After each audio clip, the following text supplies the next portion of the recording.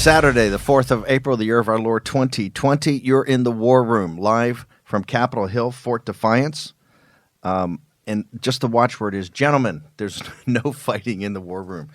Right before we come on air, we have a throwdown every day about what's the right way to pursue the solution here for this pandemic. And today we've got Congressman Dave Brat, former Congressman Dave Brat, now the Dean of the Business School at Liberty University. He's going to come on and talk about an AEI study that's, I think, a different alternative about what's the economic impact of this and what's a different way to open up the country. We want to make sure we get a full vetting of all views. We're actually mandating Jack Maxey, the one and only Jack Maxey, on Monday is going to give us the Maxey plan about how to go through this. Okay, John Fredericks Radio Network, America's Voice.News, the streaming service of the Trump Revolution. That's now Dish Channel 219. Also on Newsmax TV, do such a fantastic job when we rerun it late at night with all the B-roll over top of it. FM 99.1 and 103.9 in Chicago, which is becoming a hot zone. We'll get to more about that later. Also throughout the world, nexus.org, IRS, on ham radio, shortwave radio, medium wave radio, and AM radio throughout the world. And on G News, subtitled in Mandarin later in the day. Raheem Kassam, Jason Miller, Jack Maxey, Stephen K. Bannon, live. So much to go through. This is episode 100, so we're going to do an assessment of exactly where we are and what's the way forward. Also, episode 101, the next hour will be China's war against America. We're going to have Curtis Ellis, Jack Posobiec, Bill Gertz, and Joel Etain, all hardcores, right, to talk about what China's been doing against the United States. But here we're going to have an assessment. So much is going on. This is all about separating out the signal from the noise, right? The noise, I think the whole mask situation is noise. The mask is important, but we're going to have to think about the mask in our 30-day the Save America plan we're going to put out this afternoon in a more formal way. But the signal is what some of the clips we've got, I think we're to play to start off to find out where the thinking is, right? Where the thinking is about where we stand with this pandemic, and is the cure worse than the disease? Right. I want to go through three clips in a row, kind of back to back, and explain to you, here's what happened in yesterday's press conference. Here's what both the president and Dr. Birx said to really get us in the mindset of where this is and where the key decision points are. Yes, Mr. President, will you authorize the release of the underlying data for the conclusion of the 100,000 to 240,000 people succumbing? Perhaps Dr. Birx can that's up to talk. Dr. Birx. You'll decide. We can release all of the... These experts have expressed they haven't seen the underlying data. They're not I'm sure they'll talk to you about that, and Dr. Fauci, too. Then here's the second clip with Dr. Birx. So a lot of the projections you can see are based on, there's many different ways to look at this. And as we discussed on Sunday, some of it is based on the current global experience. We're about, I think, 6.5 or 5.5 times the size of Italy, a different factor in Spain. And we look at all of those, what their projections are, where they are currently and where that is going. And so a lot of the work is based on how this virus has moved through other populations. That's a very direct way to see how the virus is impacting a population. And then here's a third clip, President Trump immediately after that. Hundreds of thousands of people are going to die. You know what I want to do? I want to come way under the models. The professionals did the models. I was never involved in a model. But at least this kind of a model. But you know what? Hundreds of thousands of people, they said, I want much less than that. I want none, but it's too late for that. But I want very few people relative to what the models are saying. Those are projections. I hope they're wrong. I hope we're going to be under those projections. So what we saw there very clearly is we saw the question about the underlying data. We spent most of the first half of our show yesterday morning talking about that. We saw Dr. Birx doing the direct comparison with Spain and Italy, which, Steve, I know you have some very pointed thoughts on. And then we saw President Trump going to his goal of keeping it under the projections that we've seen. Steve? Well, this is what I don't understand is, and Jack, jump in here, I don't think Italy and Spain, first off, I'm not so sure they're – she says they're direct comparable. I'm not sure they're direct comparable at all. I Not don't at all. understand her terminology. This is Dr. Burke's is the full mitigation. Everything. It's so confusing. It's so confusing. You know, in my previous life as a financier, your thing of due diligence is to go into companies and basically field strip it and hear management talk and go through the models and projections. Here's my problem. It's kind of out of her and Dr. Fauci right now. It's very imprecise, and that imprecision is not good. You have to be very precise about this.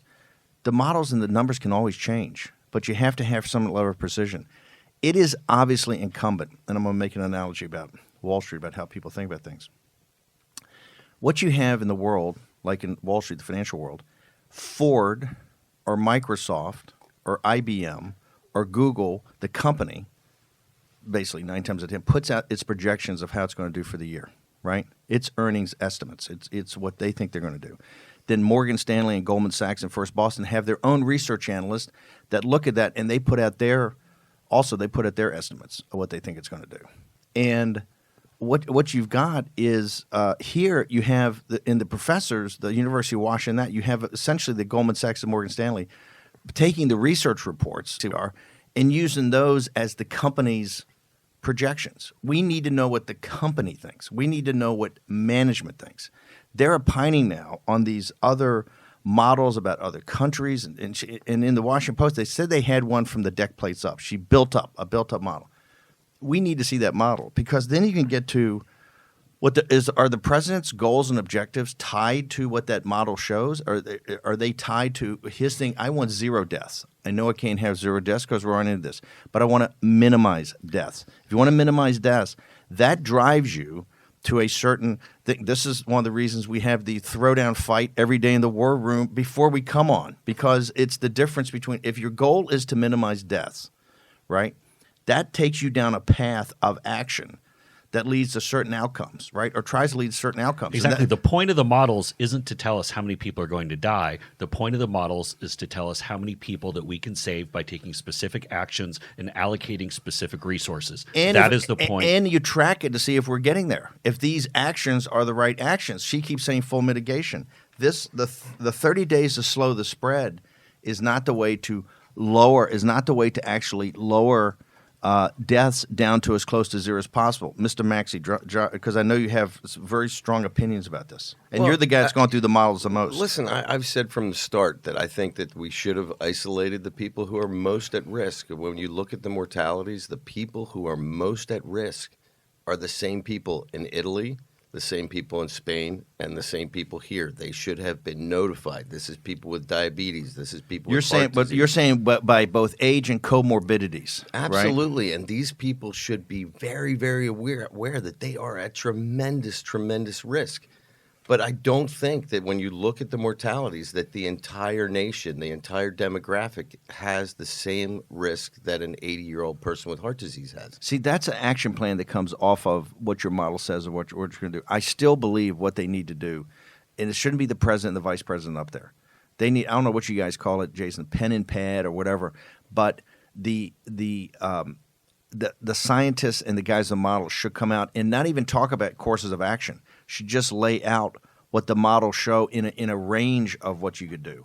Obviously, the president and the vice president will pick that range will pick those actions that will take you down certain paths. But right now, there just should be, to me, a consensus from the team itself, the White House, the vice president's White House coronavirus task force. That task force should have a set of math that we know that the University of Washington is maybe a part of that, or all these different, the 18 models, the 12 models she's talking about can be checkings on that. But they should have it, and it should build from the deck plates up, like she said. It was talked about in the Washington Post article. She kind of implies it yesterday. We've looked at, then we ought to do it. And then you can see, why are we taking Spain and Italy as a prototype? That would be jump in here. Yeah, I have to disagree with some of that. Okay. I mean, the lack of precision is the juxtaposition with Spain and Italy. That's what she's getting at. She's driving at the fact that they don't actually understand where they're going to be on a day-to-day basis. Remember, last week we had reduction in the number of deaths in Spain and Italy. It came down by a very slight amount. Everybody got very happy about it, and then suddenly they shot back up again. They were getting 1,000 a day. Now they've come back down again. I think that's what Deborah Birx is getting at up there. What do you mean? She's saying we're on the same trajectory, as in this is going to be bumpy for a while. We're not going to be able to become precise in our statistics, in our modeling for some time. Number one, Jack, correct me if I'm wrong, but because they haven't really developed their own model, they're sort of relying on this, aggregation of all these different models as well, which is a concern that we've obviously had here. But I think what she's saying when she compares the United States to Spain and Italy is, hey, we are about to enter the foggiest times in terms of the precision that we can offer here. And I think that's it. Now, we might take out of that, she's being imprecise, I'll give you that, but we may take out of that, hey, she's saying that we're heading a different take. Do you buy that? I think I hadn't thought of it like that, but that's interesting. Okay, because I'm thinking back to what the vice president said when he did his interview with Wolf the other day, and I think, Raheem, what you're saying, the logic makes a lot of sense, because I think what the vice president was doing is also warning us that we have some bumpy days ahead. But the part where I'd still go back to kind of the imprecise language in the long-term hauls when the vice president said that it might be the end of May, beginning of June to when we really start to recover. I have not seen, Jack, maybe you've seen something on this. I have not seen something that's saying that it's that long of a run time, say, for Italy and Spain to fully recover and get back to normal. And that kind of gets back to your issue of models and trajectories. When you consider that Spain started this before we started it here, and they've just extended for another 2 weeks, it's the same. Look, here's what I'm saying about imprecision. Right now, we've had the VP, Fauci, and Birx all either say the end of May. Either said that it's going to be like the 1st of June or it's going to be around Memorial Day, that we look at this and start to unlock. And, of course, Fauci's saying, hey, then later he says there's no deaths and no new things. We've had Birx on several occasions say full mitigation. The whole purpose, and this is a 30-day plan, and this is for the audience, it's because some of the folks on hashtag war and impeachment, hashtag war and pandemic, hashtag war and pandemic, are saying that, we've totally bought into this thing. What we're trying to say is that if you've taken the 30 days already, you got to do it as hard as possible. Wrench every possible positive thing out of the 30 days. Because right now, the implication is going to be another 30 on top of that. We know from the financial people we've had on here, from the economic people we've had on here, we just don't have unlimited time. And now people are talking about he's going to talk to the sports leagues today. Now, I know you've got some very strong, the third segment of the show, we're going to talk about this, about the leagues and about what's going to happen. We don't have unlimited time financially. We don't have unlimited time economically. We don't have socially, psychologically. It's just not the way America does it. And I understand President Trump wants to open it up tomorrow, right? That's clearly not totally feasible as we are right now. But that's why we got to focus down on how hard you actually take. But that's why I think a model shows you that, because then you can track it every day and you see if actions. You made the point, Jack, that even on the University of Washington model vis-a-vis New York, we're actually doing better. We might want to check that again. We're actually doing much, much better in New York than, at least on the initial day that they came out and said they're using the University of Washington. Okay, let's get everybody part of the community here. And we do read all your comments coming in. Jump in. Just not like me to talk about the media, but these are the questions that the journalists in the press briefing room should be asking, is let's have definitions, precise definitions over what full mitigation means, etc. Instead of going after Jared Kushner using the word hour. And to your point, Raheem, I want to see the question asked today at 3:30 when they come back. When you talk about Italy and Spain, why are you bringing up Italy, Spain, and what's the direct comparison or non-comparison? Tough questions, but not snarky questions. Right. Okay, we're going to take a short break. Dave Brat is going to join us, go through the AEI model when we return. War Room Pandemic with Stephen K. Bannon. The epidemic is a demon, and we cannot let this demon hide. War Room Pandemic. Here's your host, Stephen K. Bannon. Live from Fort Defiance on Capitol Hill in the old Breitbart Embassy. We couldn't have a episode 100 to give an assessment of where we've come and where we're going unless we had Dave Brat, the giant killer, the only man in American history to take down a sitting majority leader in a primary back in 2014 that really triggered the Trump triggered the Trump revolution. Dave is now the dean at the business school at Liberty University, up there with Jerry Falwell and the folks down in Lynchburg. Dave, thank you for joining us on War and Pandemic. Hey, thanks for having me on, Steve and team, Jason, Jack, Raheem. Great to be on. Listen, one of the reasons we want to have you on here is you're one of the smartest economic minds around, we think, and you added so much to Congress when you're here really thinking about free market economics. I know a lot of times some of our listeners, particularly from the conservative movement, heads blow up and I start going into economic nationalism and tariffs and everything like that. So this AEI report came out. You're a free market economist. You're a free market guy. Walk through this report and give us an assessment of where you think President Trump, how we're doing on this economic crisis, the financial crisis, in dealing with the pandemic.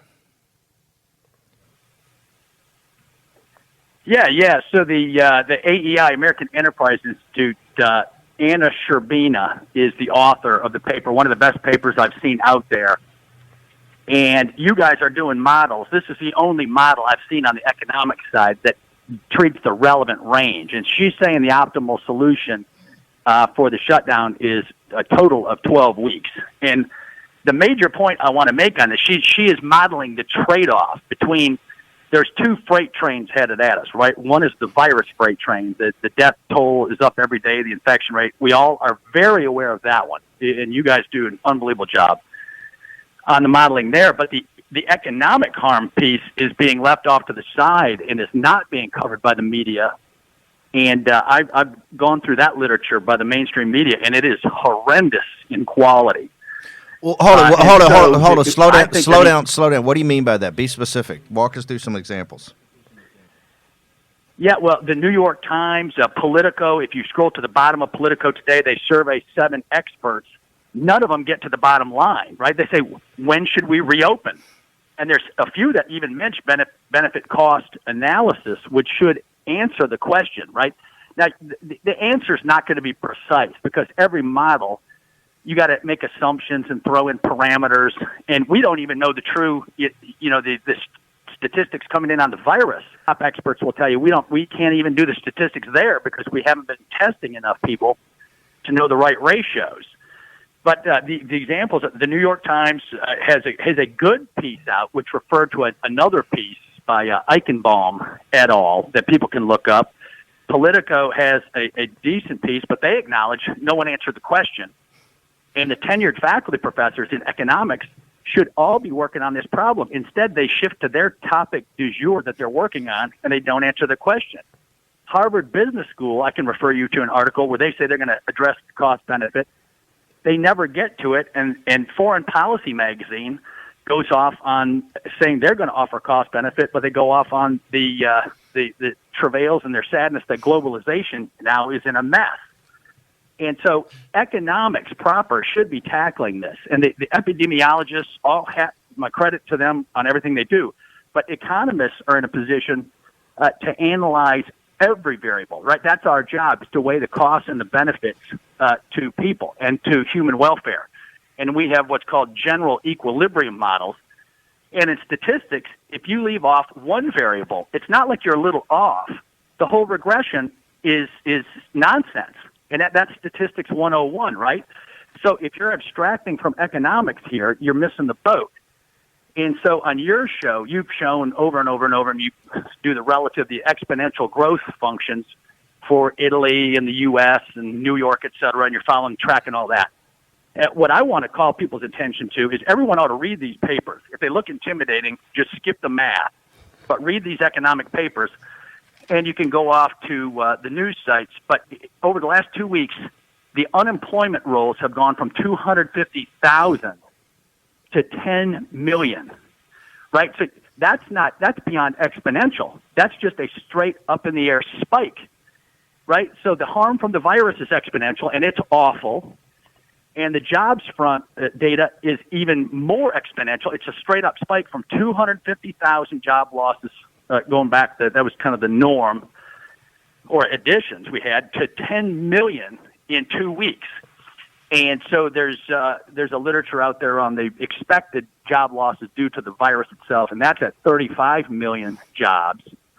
So the population is, roughly 300 million. The workforce is half of that, 150 million people. So 35 jobs at risk to coronavirus, and that puts you at 20% unemployment rate right there without anything else going wrong, right? And so the economic collapse, you're right, your intuition that, hey, we better deal with this in 30 days, right? Smash the curve.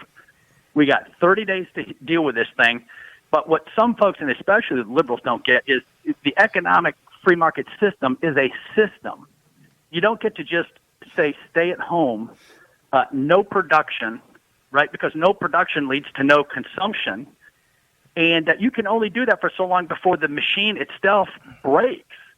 And so I read a good little piece that said, the job hits that we're experiencing are like a natural disaster in every single state right now at the same time. That is the equivalent, right? And so a natural disaster in every state. How do you deal with that? And so I'm not suggesting we all go back to work right now, but we're going to have to get creative, and the American people are creative, and they can do this. And so in D.C., the liberals and, the aggregate demand piece, that's okay for 30 days. But what the left doesn't get is you don't get to just pump up aggregate demand. We're doing that pumping up of aggregate demand by going into debt. And eventually the bond market's going to freak out and say, you can't do that, especially when the forecasted growth rate for the next months is awful. And so shelter in place, whenever you hear that, you got to weigh both. The shelter in place is a good thing when it comes to the virus, but it means no production. And no production, eventually, for a lot of families, is going to mean no food. And then you have major problems on your hands. The sociology literature associated with this shows the true total harm, right? The psychology, the suicide, depression, anxiety, 20% loss in wages over a 20-year span. So right now, the damage this thing is going to inflict on our economy, everyone's wages will be 20% lower in 20 years that experiences job loss. And we have that going up to 35 million people. And so we have to weigh that economic harm. And the Anna Sherbina piece at AEI marks the total damage at $9 trillion absent a lockdown. Right? If you don't do a lockdown, you got $9 trillion in damage coming at us.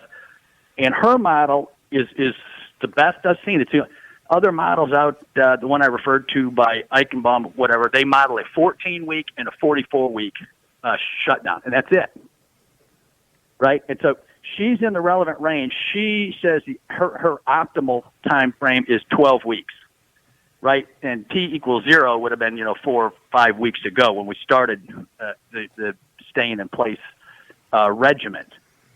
But that's the basic analysis, and she has done a thorough cost-benefit analysis, and a lot of this is going to be ethical in nature, right? It's going to be a job for King Solomon, and the reason I want to raise the economic alarm today is on behalf of President Trump. He alone is going to have to shoulder the weight of a terrible decision. There's no good decision. One train is barreling down the tracks, killing people with the virus. The other train is barreling down the tracks, killing and maiming families with unemployment and everything that goes with it. And so I just want to encourage everybody out there has to read these economic articles. We're going to do this, and obviously, science is. Don't let the elites do a planner thing on the country. But let's go Old Testament. We have to all work together to solve this, and your show has been doing just a phenomenal job at that. So I'll face the squad right now. No. I want to let's go to the Solomon's decision. Remember, the Solomon's decision was to split the baby in half, understanding that the real mother would say, "Don't do it," and then he would figure that out. Right? What is the choice that you think President Trump's going to have in 12 weeks? What is the choice he's being not forced to make, but the two trains are coming down the track. What is that decision he's going to have to make? What's the trade-off? Well, that decision is, all of the analysis out there shows it's not like this pandemic and virus is going to come to a total end in 1 month or 2 months, right? There's going to be a legacy of that virus sticking around, and it's peaking in different states at different times. And so he's going to have to be creative and try to target economies that can be relatively open and give instructions on that. And so in the short run, right now, the best thing he can do is give a direct order to shut everything down, because if people are still flying, airline flights flying out of New York City in the height of this pandemic when we're on lockdown, that is going to make his decision in a month or two even harder. And so he's going to have to weigh, do I open this up with the absolute knowledge that virus is still going to be spreading, hopefully at a diminishing rate, and infecting people, and there will be deaths, versus shutting down the economy for – this has never been done, right? We've never just unilaterally shut down the economy for a month, 2 months, hey, Dave, 3 months of no production. Dave, we don't know what happens. There's no data points on that, and that's why the science matters. And that's why, Dave, we've got to emphasize the idea that the free market system is a social choice. Dave, right? Dave, we want to ask you to let that system evolve. It's highly complex. Dave, can we ask you the price system in place is highly complex. And we're relies gonna have on to, the information of Dave, 300 million clearly. consumers going about looking at prices and all that they convey. Dave, we're going to go to a quick break. We'll be right back. War Room Pandemic with Stephen K. Bannon. The epidemic is a demon, and we cannot let this demon hide. War Room Pandemic. Here's your host, Stephen K. Bannon. Episode 100 live from Fort Defiance on Capitol Hill. We're going to return in a moment to our guest, Dave Brat, an economist and former congressman, now the dean of the business school at Liberty University. He's going to return for his discussion about this in a moment. But I want to go to Jack Max. He's got some breaking news out of Detroit. Some really great news out of Detroit. The Henry Ford Hospital there is going to start a study as early as this coming Monday, where they're going to start using hydroxychloroquine as a prophylactic for their healthcare workers, and also they're seeking civilian volunteers to see if it might work as a prophylactic out there on the street. This is the kind of thing that where American science is going to save us, because clearly we're floundering right now. Okay, but what we're saying in the 30-day plan is that is the president's direction to the FDA, and does their order right now to a doctor in the field give them the ability to use the anti-malarial cocktail combination as a prophylactic right now without putting it in a test like the university, like they're doing in Detroit in Michigan? My understanding is that they're only allowing it on a test basis. I mean, we still have the problem of a limited supply. Now, one thing that is pretty amazing, that old Mylar plant in West Virginia has announced that they're basically going to be able to make well over 1 million tabs. Starting when? By the middle of this month, they're going to be just punching it out. 1 million tabs a week, a month, a week, they a day? said unlimited supply. Is it test basis or emergency basis, or is the distinction without a difference? The thing that they're doing in Detroit, on my understanding, it's on the basis of a study the FDA. No, but I'm saying the FDA report the FDA proclamation as President Trump forced them right now. If I'm Dr. Grace, who told us yesterday on the afternoon show in New York City. One of the hospitals in particular, but a bunch of the hospitals are doing this. One has no deaths because they're doing this right now, doctors in the field. Does that FDA proclamation give them cover? The FDA proclamation gives them cover. One of the problems with the FDA proclamation is they say that they recommend it for use in only severe cases. Okay. I spoke to a doctor in New York State the other day, and he said, we're only giving it to people once they get on a ventilator. Well, is that the definition of severe? I don't know exactly. They don't define what severe is. So, okay. But really, my recommendation, I'm not a doctor, but talking to many doctors, it is key that these people get on this at the first sight of symptoms. There's enough evidence right now from we're just reporting the news. Okay, before we go back to the Dave Brat filibuster, we want to Raheem, you got some international news? Yeah, there's a lot of news internationally. I just want to round up some of the big Interesting stories coming out of Europe at the moment, since we're modelling towards Europe in the White House task force's words. The United Kingdom experiencing its highest number of deaths now, 768 overnight. Case numbers up to 42,000 there, and again, only 9,000 tests performed in one day. They're really just not catching up from this original herd immunity strategy. Is that the National Health Service? Is that socialized medicine at work? Well, the Watford General Hospital has today issued a statement saying everyone, including emergency patients, should not try and attend the emergency department at the Watford General Hospital. There is simply no more capacity left. So you make your own decisions over whether that's socialized healthcare combined with the theory that we were pursuing a herd immunity strategy before. Deaths of ICU admittees in the United Kingdom just topping 50% as well, 50.1%. Hold it. You mean if you're allowed into an ICU unit, the casualty rate's 50%? Correct. And on a slightly lighter note, I think out of the United Kingdom, the Grand National, the steeplechase, the big horse racing event, it was going to be turned virtual with CGI and algorithms running the horses instead of real life. It's an interesting one in India, which we're really not going to know case numbers and deaths. There's no point going through the numbers. But 20,000 people and their contacts have been effectively quarantined across 17 Indian states. These people are part of a group which you'll be familiar with, Steve, called Tablighi Jamaat. This is known as the Army of Darkness. This group that operates across the world here in the United States as well. Jihadis. Very, very hardline Islamist group. They have been now mass quarantined. That was the Glendale. Was that the Glendale? San Bernardino. San Bernardino. And also Spain has extended its lockdown now, taking us to April the 26th. It'll probably go beyond that as well, but they're working incrementally now. They have, however, had another second daily drop in deaths, down from nearly 1,000 a day to 809 overnight. Okay, Dave Brat, Solomon's choice that President Trump is going to have. Be as concise as you can be. What is that horrible choice that you think he's going to be forced into making? Do we have bring the harm to the harm? Solomon was brilliant enough, and the choice was had a good outcome because morally the good person prevailed. But in this case, President Trump has a terrible choice.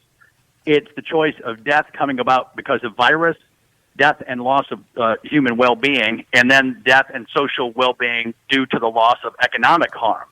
And so this is even harder than Solomon's choice, because if you ramp up the economy, you will ramp up the virus. And if you slow down the virus, you will slow down the economy. And that's just a given. And so it's a lose-lose proposition, right? And so and there's death involved. And so we have to make sure that we do not ruin the engine of America and the economy, which is still creative. And I hear you guys debating every day. The doctors are coming up with innovations by the day. And so you cannot shut down that innovation and economic vitality and think that you're going to come up with good solutions over a year from now. It'll be an absolute disaster, especially hitting the poor that are going to lose health care and lose food and lose access to housing and lose transportation. And the job is the one thing that covers all of that. And so he's got a tough choice, and he's going to need our support spiritually, intellectually, the best science there is, and your show is doing all of it. Dave, okay, if you were in the Oval, we got to jump, but last question. If you're in the Oval Office this afternoon, President's got a little downtime. He's thinking these things through. He's prayed. He's done that. What are the 2 or 3 things Dave Brat tells him, his recommendation that he must do now? Yeah, I'd say you've got to shut it down across the board. All states, all flights, transportation, everything. The biggest thing we can do right now is smash that curve down into oblivion in the next 30 days, and then see what that does to behavior out there. If people listen, then it's great. If people don't listen, then you've got to take that into account, right? If human nature is such that people are just not going to follow the rules, then that goes into your analysis, and we got a bigger problem. And then secondly, encourage every American to study this and involve Americans into this decision, right? The deplorables are always left behind as anti-science or something like that. It's just ridiculous. They can read every single one of these papers. They're mainly common sense. Just skip the equations And everybody's got to get in on this because it's your decision. You and your family are going to be harmed. There's no way about it, right? You're going to be harmed from the virus and from the economy, and you need to be a part of that solution that helps to inform the president and has his back when he needs it, because he will need it. And so everybody out there, support the president and all of your leaders. Dave Brat, thank you. Dave, are you on social media? How do people get access to you, your writings? We know you're the dean up at Liberty University down in Lynchburg. How do people get access to you? Just check out the Falkirk Center, Falkirk, Falkirk Center at Liberty, and we're ramping up a think tank, and we'll start posting stuff on this as soon as we can. Perfect. Dave Brat, a former congressman from Virginia 7. Thank you very much. Great analysis. Jack Maxey, jump in here. You went through the AEI report also. I think one of the things that everybody is forgetting when they're doing these things, right? They're talking 12 weeks, they're talking 8 weeks, they're talking 4 weeks, they're talking 16 weeks. Well, if Dr. Birx's prediction that it comes back in the fall and that it comes back in the spring is true, and I think we have to look at that, then are we going to shut down again for 8 weeks in the fall and 6 weeks in the spring? So at some point, I think that we really have to start doing a cost-benefit analysis. There are 50,000 suicides every year, and if what Dave just said, this is going to cut people's income back by 20% over 20 years, let's say that bumps up by 5 to 10% every year. That right there is an aggregate number of another 80,000 over a 20-year period based upon this shutdown. So if we're making an analysis on the valuation of human life in our Western system, we have to make that valuation across the board. And my sense is that we are going to have to open up no matter what, whether people are still dying or not, because this country cannot take it. And frankly, I think the deplorables are practically ready to revolt. Do you think you can actually open back up until you deployed the antibody test to find out who's actually already gone through herd immunity? I think that the antibody test will give us a lot better indication, but I think no matter what, we're going to have to open up, because I don't think that you can collapse an entire country. I mean, to give everybody an example, at the height of World War II, with 24-hour bombing by the Allies, the Germans never shut their economy. In fact, it was producing more at the end of the war than it was at the beginning. Now, if we're going to keep defining this as a war, we have to understand as a nation that people are going to take casualties. And just like in the war, when London was getting bombed, what did they do? They took their children and their elderly, and they took them out to the country, and they put them in a safe place. We should have been doing that from the start with the vulnerable. This one-size-fits-all, I believe, is going to destroy our economy.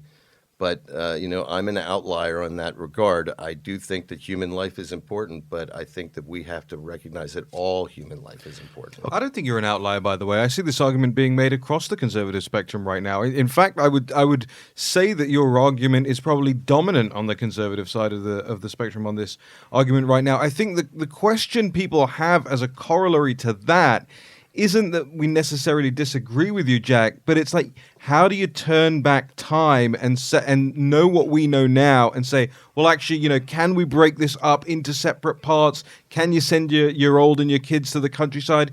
It's all well and good doing that with hindsight, right? And saying, look, we know what we know now, et cetera, et cetera. But from where we are now, and I guess we'll get into this Monday as well, Steve, but from where we are now, Jack, I mean, I agree with you. Certain parts of the economy you can look to working towards gearing up in the next couple of weeks. But what do you do about the hotspots? And what do you do about the fact that the number of hotspots are increasing, the size of the hotspots are increasing?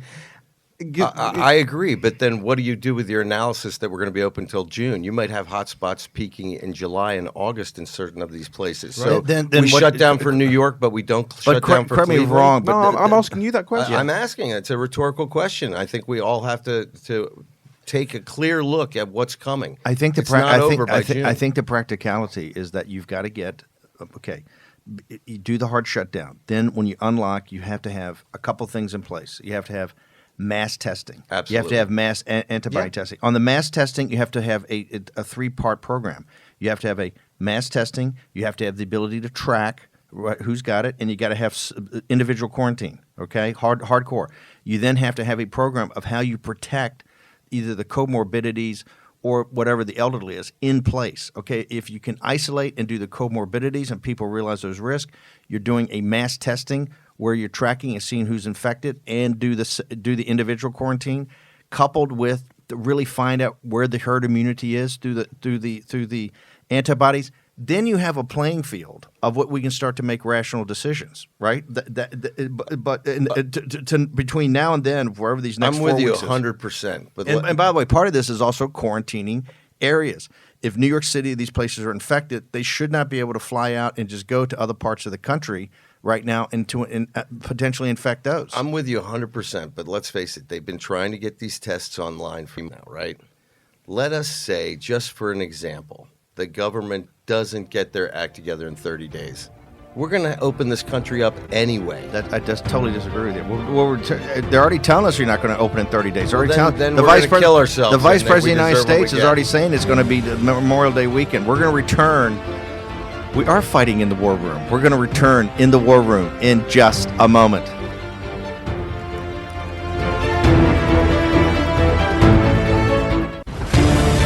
War Room Pandemic with Stephen K. Bannon. The epidemic is a demon, and we cannot let this demon hide. War Room Pandemic. Here's your host, Stephen K. Bannon. Welcome back to the War Room. Okay, episode 100, assessing where we are, how we got here, and how we're going to get out. Next hour is going to be China's, the CCP's war against America. We've got Gertz, Curtis Ellis, Jack Posobiec, a host of people on here, all hardcore anti-CCPs. The next hour, I want to go back to this. We're going to get to the sports thing for a second. The obviously in this next 30 days, and this is why I do disagree with Jack and others. They're already implying they're going to go another 30. I am of the strong belief. I want to make sure all the listeners know this. I don't think we should go another 30, or we ought to go to another 30. We got to make this 30 the best possible and the tightest. However, when you unlock this, and you got a bunch of guys in the right room, they got to unlock with no idea. And when you unlock this, you have to have a plan of how you're going to unlock it. And it's not going to be just looking at counties or coordinates. You've got to look at the population. And that's why you've got to get this antibody test. This has to be a priority, right? It has to be a priority. You said there's 17 million. Have they deployed this in England yet, the UK? Not yet. Why? What's the holdup there? The holdup is they've bought them from China, And they not don't sure know if they're any real. good. Yeah. They don't know Oh, this if is they're good. CCP. This is CCP telling everybody, "Oh, you're okay, good," and all of a sudden, I got it. You guys are so cynical. Okay, this is good. What about us? Where's the? Do you have any idea where the stock is with us right now? My understanding is that they have produced a bunch of them, and they're trying to figure out how to get them out there and use them effectively, right? I mean, obviously, probably the best place to do it would be to go to one of these hotspots, because then they could find out how many in Queens have actually had it and already recovered, and have a better understanding of how this thing is traveling through the community. If President Trump wanted to put more pressure on the FDA and others, he has the ability to do that, right? This is the administrative state, and I don't want all the Media Matters guys not to blow up. We're not saying you don't need the FDA, you do, but you got Scott Lieb and others that have said you can, in time of war, you could ease off on some of this if people would sign waivers and things like that knowingly. Look, if I ever went to the thing, I'd say, hey, get whatever you got, try it, right? I know this is a sad thing to say, and I haven't confirmed it, but I think it's likely true. I mean, imagine if it's going to be like the equivalent of a little plastic pregnancy test or something. There's probably no one in America who makes the little boxes that they put the test in. That's just also probably. I heard it's a coming from- Velcro. I heard it's a Velcro. It's a Velcro. Well, it's thing like you a put little, on. like this big, the one that I saw. Okay, but the key is the antibody test with the mass testing. We still haven't gotten to the level of mass testing yet, right? I know somebody took the test the other day. They got the Raheem thing. It's 7 days till they get it back. Right. One of the people on one of our viewers said that his niece got it, and she was kind of sick. Now, they did put her on the azithromycin right away, not the hydroxychloroquine. But it took her 3 days to get the test. Now she's on the mend. Why did they put her on that? And did they have is in President Trump's pushing of the FDA that's allowed to do? The doctor can recommend that on the spot? Azithromycin might be something that you would give to anybody with respiratory distress or even like a flu symptoms, because you're always worried about a secondary bacterial infection or pneumonia. But I think that the word is getting out there. I mean, I keep hearing from a lot of doctors who thank us, say, wow, we didn't even know about it, and you guys kept posting all the studies. Yeah. It's been really helpful. So, listen, what you talk about, the agency is going to play a big role here. Oh, American And ingenuity. we're seeing that in Yes. the medical people every day. Do vaccines, therapeutics, people trying studies. I This think is one thing though powerful. and where human agency comes into this that I think has a lot of the heartland very upset. Right? We keep trying to say that we have a choice in this. We don't have a choice. The government is dictating to us every day what it is that we're supposed to do on behalf of the nation. And they had better start giving us some clarity as to what this path is and what the data is that they're using to do it. Because people are getting antsy. But hey, correct me if I'm wrong. President Trump has taken a federalist approach to this. This is federalism. So they say government. He's pushed it down to the state. People have more control of their city, have more ability to control at the level. This is what subsidiarity, the Catholic doctrine. Isn't what President Trump's doing essentially some form of subsidiarity? He's pushed it back to the governors, who a lot of them are pushing it to the state level. So what's your beef? No, I didn't just stated my opinion. No, you're yelling over your lunch pail again. No, listen, you're making it seem like President Trump's I think President Trump is doing a fantastic job. I think without his just leadership, didn't say that. You just said he's putting out proclamations. He is suffering because he's taking the advice from his wartime leaders, most of whom happen to be people who sit around in a faculty lounge all day sipping coffee. I know you said Fauci was McClellan yesterday, and I think I'm right. I stick by that statement. I'd like the Sherman method, a simple plan violently executed. And for someone from the with you. South to I'm say with that you you. like General Sherman's plan is something. Okay, let's go to the. I want to make sure we don't get away from the sociological and the cultural. Let's talk about the President Trump's meeting today is with the sports league. Why is he doing this?